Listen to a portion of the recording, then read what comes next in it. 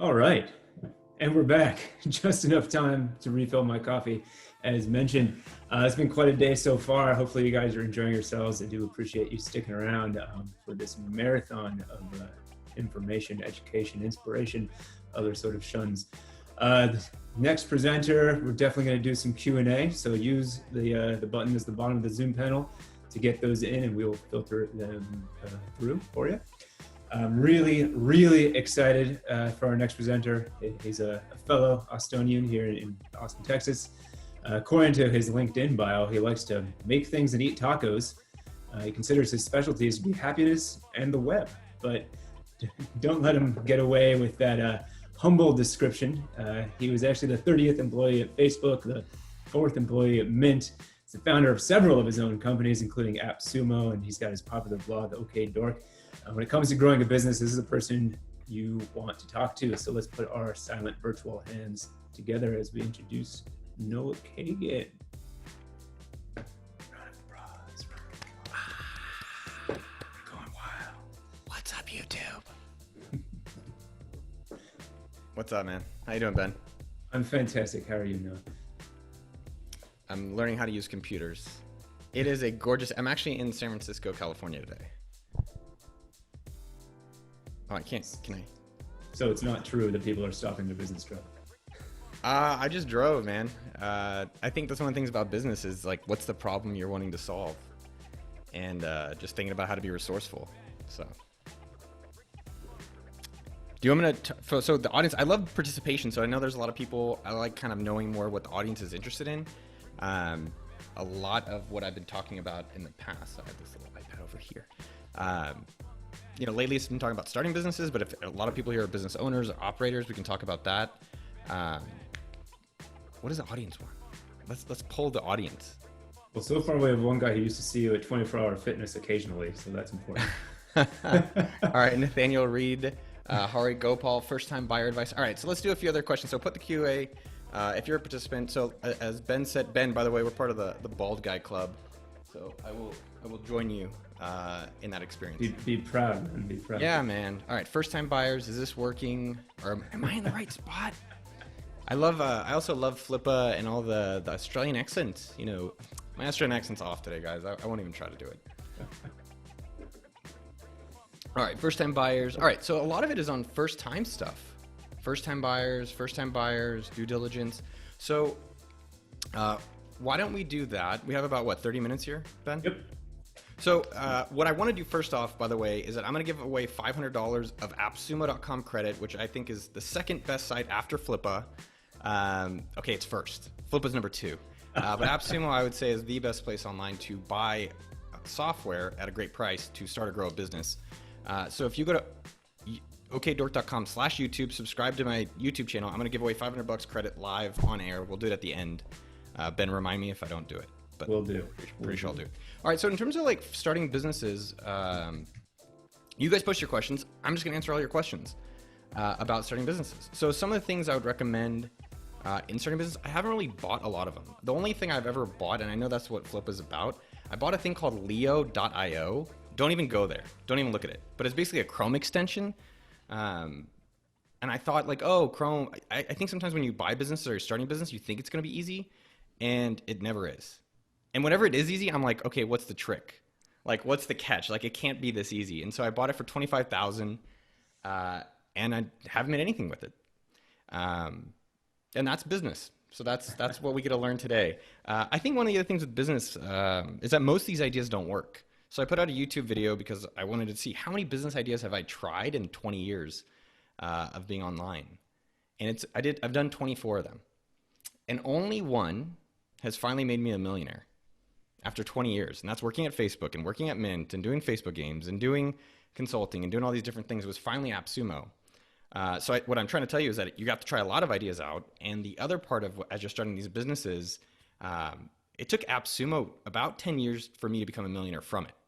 So what I'm trying to do is discourage you and inspire you to find something you want to work on for 10 years and that you stick with it for a long period of time. Another thing, especially as you guys are starting out. So yeah, I hope you guys can all get the $500, is figure out what you're fucking amazing at. Are we allowed to swear? Sure. Oh, pardon me. I don't know. Pardon me. Well, I don't know Blake here. Blake's here, the big boss man. Um, so, yeah, I mean, I think what you have to figure out is like, what is something you're excited to be working on? Um, I think sometimes when we think we're going to buy a business, you just buy it and you run it. And the part I was saying, taking a step back as well, is with superpowers, figure out what you're great at. Like if you're a great writer, if you're a great host, maybe like Ben, if you're a great marketer, if you're great at being bald, whatever it is. What I've noticed for myself is that I felt really guilty or self-conscious that my superpower is starting. I love starting, love it. And I love marketing. Like that's like, if I could spend my whole days doing that, amazing. And I think in business, what we end up doing is feeling guilty and trying to like compensate for it. And so I'm trying to say like, well, if that's actually what I'm phenomenal at, let me go more into that zone and find people in these other areas that maybe you're not as strong at. Yeah, it's amazing. You know, you love marketing. What do you like? What do you like best about marketing? What I do you love do with promoting greatness. I love promoting greatness. I love finding something that's phenomenal and telling the world about it. And everyone has some ability and some superpower, some skill. It's just figuring out what that is. And that does take time.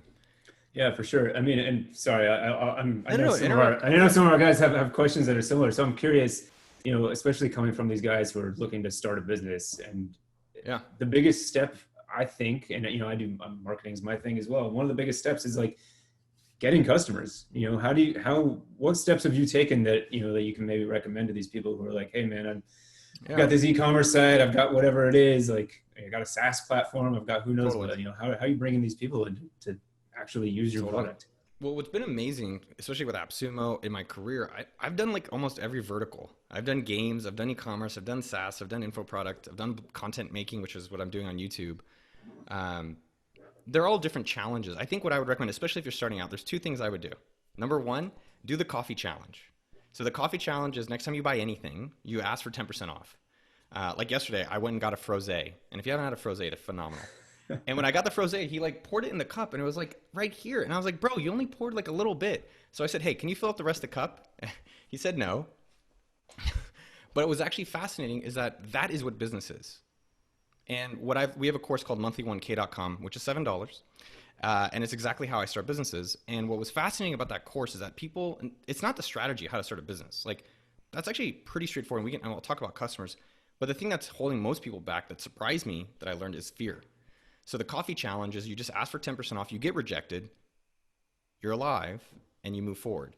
So that's the first thing that I've seen really change the game for people. So anyone who's wanting to start a business, I would recommend go out today with a mask, ask for a discount next time you buy anything. Second thing, I call it velocity to $1. I remember with AppSumo 10 years ago when I got my first $7 sale, that's like the best.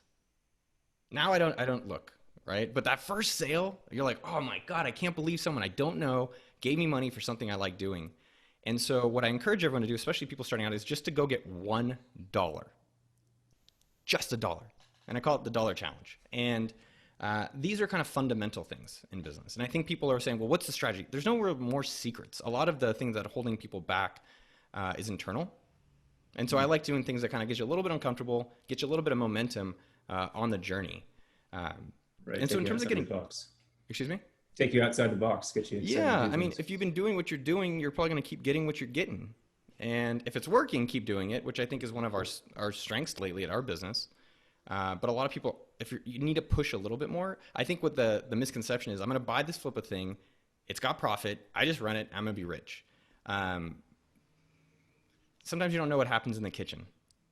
So especially when I've started businesses, I really like doing everything in the beginning. Like I want to do the support. I want to do the development. I want to do the marketing. I want to do the sales. And then you start hiring people. And I think you have a better understanding of the business. So to get new customers, it really depends on all the different businesses. I think the thing that is literally, there's two ways that this is honestly blows my mind that people don't do it. There is more in your network than you realize. And I'm like, have you gone to every single person on your LinkedIn, literally every single person, and gone one by one to see if they could be a customer? And people are like, yeah, I kind of did it. I'm like, you haven't, especially if you're starting out. My point there, and especially starting out, just to conceptually to think about it, is look at what assets you already have access to. You don't have to make it more complicated. And then the second thing is referrals. So all those people that you went through, you're like, well, Noah, I'm British. I don't have any customers in my network. Well, like maybe you're working on the wrong business, or you need to build a better network. And then if you don't have any in your network, just ask them for referrals.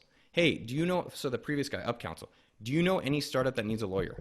And you have to make, we can talk about referrals and stuff. But anyways, the point being is look what you already have access to that's easier.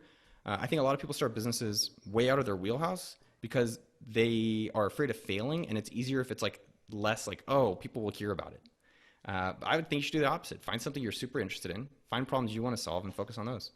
Yeah, 100%. There's a good question from the audience here from John. He says, what worked at AppSumo that didn't work in your other projects? Ooh, there's things that have not. That's a really interesting question. I would say content marketing didn't work at AppSumo. It's working now, but it didn't work in the beginning. And why is because I wanted faster growth. And content marketing takes like a year. You can do it a little faster, but basically it's like I wanted the growth faster, and so it was like advertising. So I think now we spend like $100,000 a month on ads, and that's not including the people. What else has not worked in AppSumo? Things didn't work that did work now, like affiliate marketing wasn't working when I did it, and now it's a 7-figure channel for AppSumo. Yeah. We haven't. Oh, you know what we suck at? Press. Like we don't really get a lot of articles. People don't talk. I mean, AppSumo is gigantic. No, to me and our team, and helping a lot of entrepreneurs out there. We call them the underdogs, is what our sumo-lings are, like the people that are going to make it. Yeah, so those are kind of the two that come to mind. Yeah, I think interesting. I think what kind of return are you getting on the 100,000 you're spending on ads? I think you have to be, when you're doing ad spend, what's really most important is like what's the ROI and how long is it taking? And then I think what's missed sometimes is what's the total cost? Because they're like, oh, it's this, but it's like, well, how much are you paying the person? So I actually don't know. I think the standard that we're always trying to aim for, personally, I want same day ROI. But I would say if you can do 30 days money back, like if you made your money back break even, that's promising. So when we did our ads very aggressively in the beginning, I didn't want to make any money. I wanted to build the audience base. And then the whole goal is how do we sell them the second product? So generally it's like 30 days break even. That's a good place to be. There's another question here from Edward. Curious what your opinion might be on it. It says, is there a type of business that you suggest to be more stable? He gives examples of games, SaaS, e-commerce, etc. If you want stable, go get a job. I mean, here's the thing that's crazy. When I left Intel, this is years ago, when I left Intel to go to Facebook, my mom was like, that's crazy. I can't believe you do that. And I think you could argue, is it crazy to waste your life doing something you don't like? That's crazy. The funny thing in that whole situation was Intel laid off 10,000 people a few weeks later. So kind of interesting. I think in terms of stability, I don't look at stability. What I think of it is more recession proof. So like, are you going to need oxygen today? Yeah. Are you going to need oxygen tomorrow? Probably.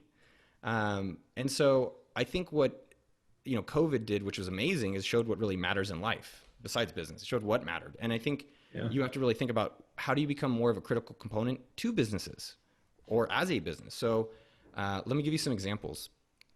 So I did payments. That was my previous company before AppSumo. And there was a bunch of competitors, and it was just easy for them to like swap us out. And that sucked. And with AppSumo, I said, well, I want to be something that's oxygen to businesses. And what is oxygen to every single business? Customers.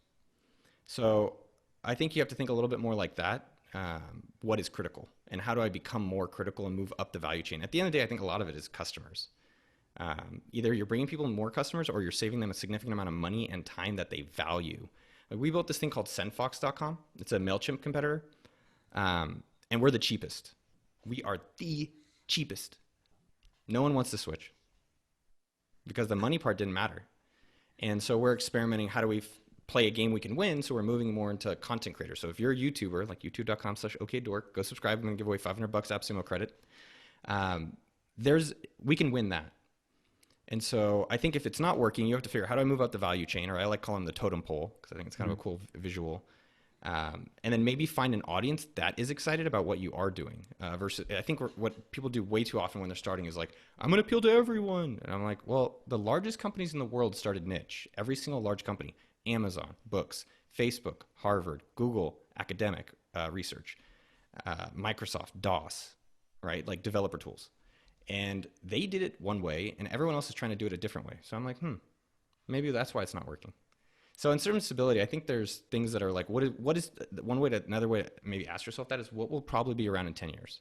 Like, is the internet going to be around in 10 years? Yeah. So what can I do that will probably be around in 10 years or be needed in 10 years?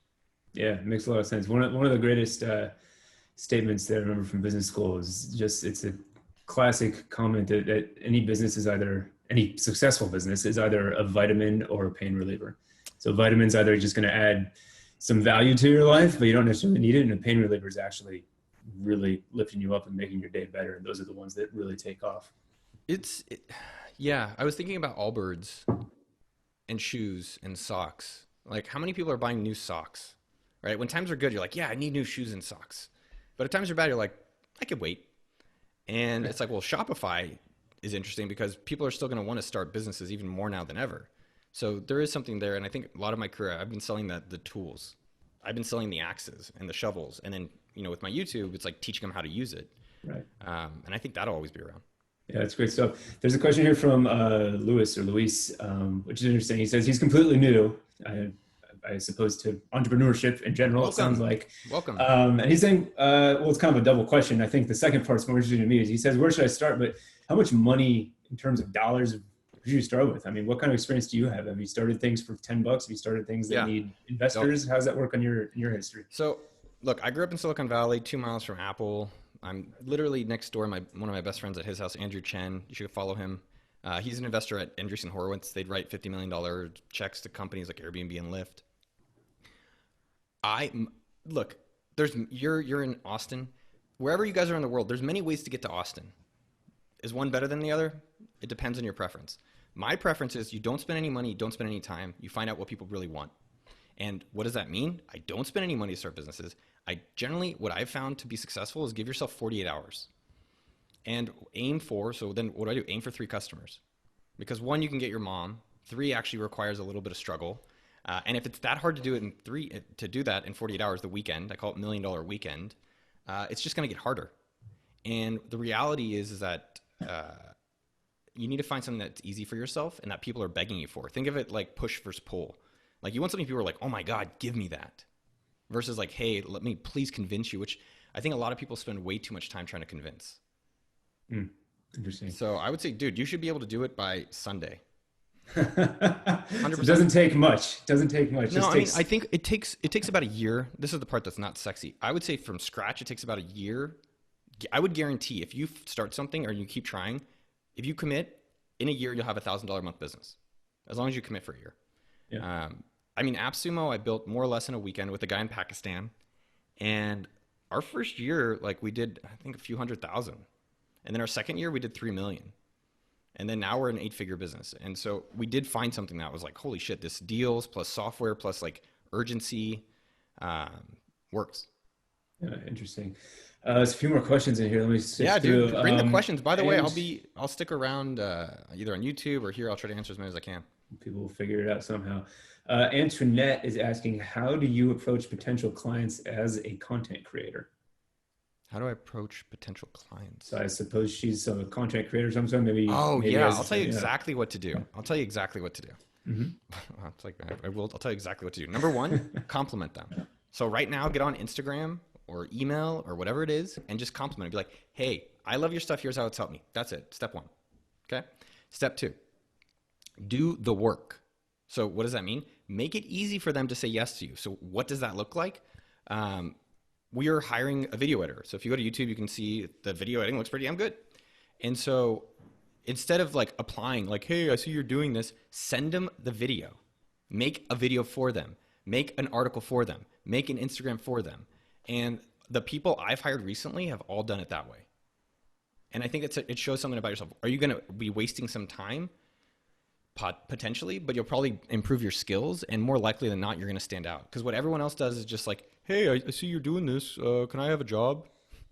And so I think you want to put it as you almost want to make it a no-brainer for them that the value is obvious. Like, hey, no, I see you're doing a lot of YouTube. Here's something I made for you that should get your results or get the goal that you seem to want. Let me know what you think. And people do that, and I respond. And I think that's a better way to stand out than just like email out people. Yeah, no, it's great stuff. I see that a lot. Here's an interesting one. I'm not sure what your opinion on it is. I like how it starts from Patrick. I have an online CBD cream business. A lot of those these days. Yeah.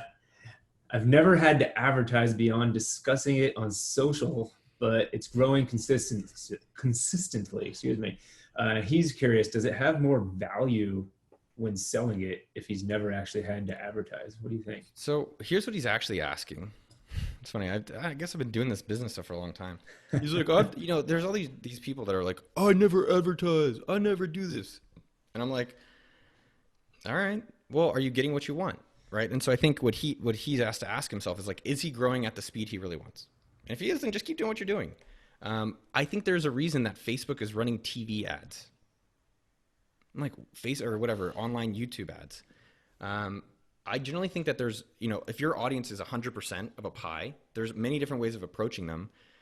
I think a lot of people advertise. The thing that's great about advertising, it's immediate and you could scale the shit out of it. The bad is that when you stop paying the drug dealers, you have to get your fix. So I find that you try a lot of different marketing channels out, but I think where we've done exceptionally well in our company, and this is what I'd recommend for them and anyone, is we're insane about figuring out what really works and then 10xing that. So we found ads work. So now we have a team, 5 or 6 people on ads. We found out affiliate marketing works. There's a team of 6. We found out sales work. There's a team of 10. We found out content marketing is working for us this year. So now there's a team of 9. And email marketing for us, team of 5. Wow. So I think what most people do, they're like, oh yeah, I'm doing some content. I'm like, well, how much content? It's like, oh, I write an article a week. Well, is it working? Yeah. If we pay $100 for the article, we make 500. I'm like, well, why aren't you doing 10 articles a day? They're like, what do you mean 10? I'm like, yeah, do 10. Well, and so my point being is I think what a lot of people do is they don't go harder on what's working and then they continue doing the stuff that's not working. So for instance, for me, like I'm doing a lot more content lately. And honestly, like Instagram and Twitter, they don't do shit. It doesn't move the needles. Like if you actually go and look at my metrics on YouTube, it doesn't drive any views. So why am I spending time there? Why am I spending money there? So I think it's just being very intentional about what's working. And if it is working, like ads, most people do it. I'd probably try it out. Yeah. Once you know what is working, how are you making that decision that it's time to spend on it, to bring in talent, to do whatever it takes to kind of multiply? I mean, you do it immediately. I think that's the difference between. So if you see something ticking up, you just say, let's push it and see what happens. 1,000%. Yeah. Until it stops working. I think that's the difference. There was a lot of competitors when we launched, and I always think about restaurants. How many Mexican restaurants are there in Austin? There's room, there's a competition. So there's going to be competitors, but I think the thing I like thinking about lately is, am I an amateur or am I a professional?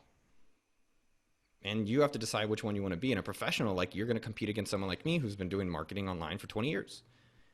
And we have a team of like people that are better than me at that now.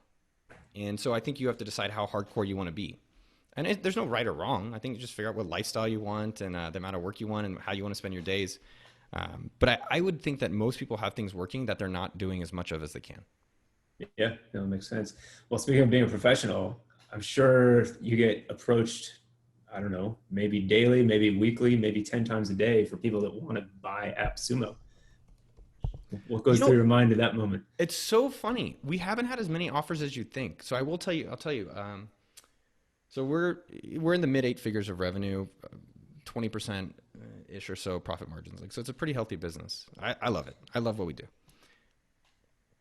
Maybe about 5 years ago, Stack Social emailed me and they said, hey, I want to sell the business. And me and my partner weren't getting along, which is inevitable in everything. It's like any relationship. You're going to have challenges. And the business was plateaued, which is inevitable in every business. And they offered I think $2 million cash. And I was pretty close to taking it. But we don't generally get a lot of offers. And I think people think about exit plans. Like we do get asked internally, are we going to sell? Are we going to go public? I think what I would encourage everyone to do is find a business you want to work on for the rest of your life. I think going public would be too much restrictions for me. And then selling would mean I'd have to go get a job. And I love my job. So I think what a lot of people, especially if you're starting out, expect it to take time, know it's going to fail. I don't know, just work on it for a very, very long time. Yeah, no, it's true. I mean, finding something you're actually passionate about and that you're not just building to get a paycheck is very important. Totally. The one thing I was going to say, especially if you're starting out, people are like, I want to make $1 million. I want this. I have $1 million. Figure out actually how much you need. Think about work backwards. Hey, I want a nice house in Austin. All right, that's let's say 500,000. I want to be able to retire at this age. All right, how much money actually is that? And it's probably a lot less than people people expect. And then all you have to do is get that amount. And because like when I started AppSumo, my only goal was to make $3,000 a month and go work in Thailand. That was my only goal. And that's probably still my only goal. I'm going to go back to Thailand when I can. I'm not sure when that'll be, but hopefully soon. Yeah. Oh, this is a good one. So have I ever created my Dream 100 list and followed through with it? Yes.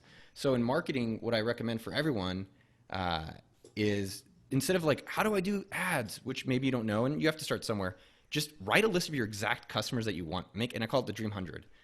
And just go after them one by one. I think that one by one, I like this phrase, hand-to-hand combat marketing. And you got to do the one by one. But I think people get so enamored with a blog post or like a story that like, hey, you did ads and now you're rich. I still, like lately what I've been doing on YouTube, which I find fascinating, and I did it with AppSumo when I was working more day-to-day. I'm not day-to-day in the business. I talk to every single customer. And now on YouTube, we reply to every single comment. Either I do or someone on our team does. So it's just kind of interesting to build that kind of relationship with your customers. Yeah, I think that's something that people often forget about so quickly. And I come from consumer goods and in a place where customers mean everything because you're literally seeing them face to face. And in the digital world, you sometimes forget that these are real people that are paying for your product. Dude, I think one of the things that was crazy, especially if you're doing CBD oil or if you're like, hey, I want to start a business, really just go help one person. What's actually really fascinating for me, Ben, is I'm writing a book now. And if you email book@okdork.com, I can put you on the beta list for that book.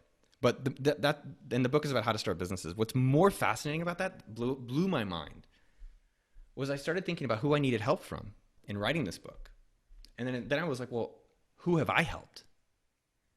Not like I did this for you, you better give me. What I was thinking is like, oh, who have I really helped that I can count on? And that was something to start really thinking about for yourself. Like, who have you actually helped? What are the results you've done for other people? And then maybe you'll get the results you want for yourself. Yeah, makes sense. Can you summarize that book real quickly? The book is How to Overcome Fear and Find Success in Your Business Journey. So it's, I would say, a modern take on 4-hour work week meets, subtle art of not giving a fuck. I love it. Well, we only have a minute or two left. So if you want to push up that $500 AppSumo deal let's push again. it out. So who should we, so here's the thing I always like doing. What time are we over? We only got about 2 minutes. Damn it. Okay, in 1 minute, here's what I want you to do. Commenters, people, go leave a comment here about one thing you're going to do for yourself today. And you have to be subscribed to the YouTube channel, youtube.com/okdork. But comment with one thing you're going to do. Are you going to buy something on Flippa? Are you going to reach out to Ben? Are you going to post on social media? Are you going to try to make a sale? Are you going to start ads? Post one thing you're going to do for yourself today. Especially you showed up here, which is a great thing. Okay, this is great. Anna Bernstein. Ooh, oh, there it goes. Man, you guys are awesome. The name of my book is not out yet, so I don't know what we're going to call it. You tell me. But you can email book@okdork.com, and I'll put you on the beta list. Ooh, this is great. Man, I love that you guys are going to do start Facebook ads, reach out to Ben, read your pre-release book if I send it to you. Quitting my job to start creating websites. So, Amy, let me if you guys want to hang out, man, I'd hang out. Maybe Ben will come back and do like a marathon session. I am not a risky entrepreneur. So my day jobs have always been my investor. I worked at Facebook when I started doing like conferences, and then at Mint I built games, which got me there. And then I was consulting for a dating website called speeddate.com, and that's where I started AppSumo. I like my day job being my investor and knowing that it's going to work, and then I quit. Or being pretty clear it's going to work, then I quit. But I wouldn't do it the other way around. That's good advice. Quitting a job's not for everybody. Dude, I'm so proud of all these people. Sharon Yang, hell yeah. Ace Murray, dude, Ace Murray, dope name. That guy sounds like a fun tennis player. I'll see you out there, mate. Love 40. Sell an e-commerce store. I've actually tried to sell on Flippa. We tried to sell kingsumo.com. I did say that recurring revenue people pay more for. That was interesting. People very much like recurring revenue. It's valued higher than anything else. The customers don't like it. Like, name a subscription that you love. The only subscription anyone can ever say is Netflix. Yeah, very true. Well, we do have to wrap up. How's this working? Are you picking someone? Yeah, let's pick someone. Here. Go for it. You're in charge. Awesome. Just scroll with your mouse and whatever it lands on. Dude, I'm going to say Tio Risquez. All right. So Tio Risquez, email me noah@appsumo.com and I will hook you up with $500 in appsumo.com credit as well. Awesome. Congrats, Tio. Good job. And thank you. Thank you, Noah. You can stay online in the back end, Noah, and sift through these while they're coming in. Dude, this is great. Yeah, I'll answer some. I'll stay till about 1, so I'll do another 30 minutes. I'll answer questions in the chat. Cool. Fantastic. Well, I will say goodbye as we get on with On Your Future. Thanks a lot, man. Love you guys. Later. Cheers. Thanks, man.